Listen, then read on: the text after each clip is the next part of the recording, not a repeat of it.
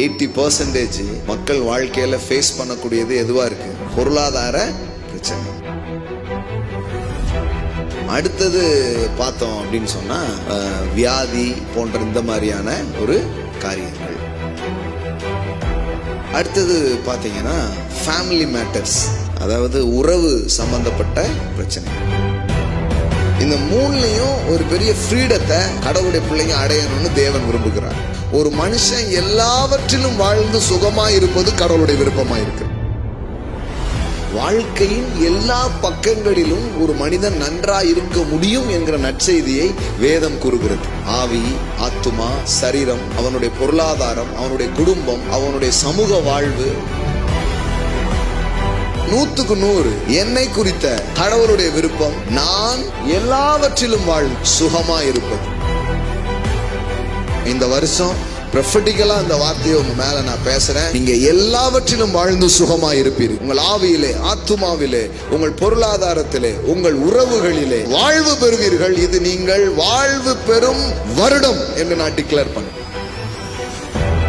ஏதோ வாடகை வீட்டுல நிம்மதியா இருக்குங்க, இல்ல உங்க சொந்த வீட்டுல நிம்மதியா நீங்க இருக்கிற மாதிரி கடவுள் இந்த வருஷம் உங்களை ஆசீர்வதிக்கட்டும். இந்த வருஷம் நான் உங்களுக்கு சொல்றேன், நல்ல வீடுகளை நீங்கள் கட்டுவீர்கள்.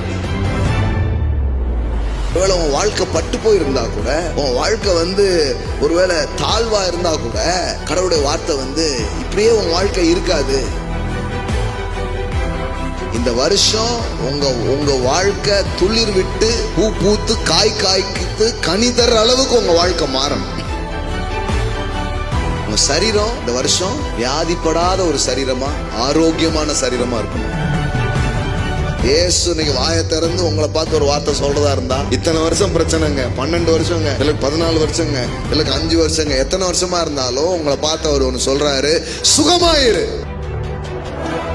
இந்த வருஷம் நத்திங் மிஸ்ஸிங். இந்த வருஷம் உங்க வாழ்க்கையில எந்த குறைவும் இருக்காது. இந்த வருஷம் உங்க வாழ்க்கையில எதுவும் உடைஞ்சு இருக்காது. இந்த வருஷம் உங்க வாழ்க்கையில ஒன்றும் குறைவுபட்டு இருக்காது. ஷலோம். வேலை செய்றியா, அந்த பிசினஸ் நல்லா இருக்கட்டும், உன் பிள்ளைகள் நல்லா இருக்கட்டும், உன் மனைவி உன் வீட்டோரங்களில் கனிதரும் திராட்சை கொடியை போல் இருப்பாள்.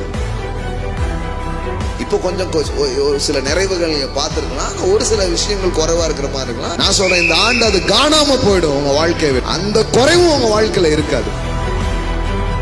இந்த வருஷம் உங்களுக்காக நான் இதை விரும்புகிறேன். இந்த வருஷம் உங்களுக்காக நான் இதை ஜெபிக்கிறேன். என்ன, நீங்க எல்லாத்துலயும் வாழ்ந்து சுகமா இருக்கும்.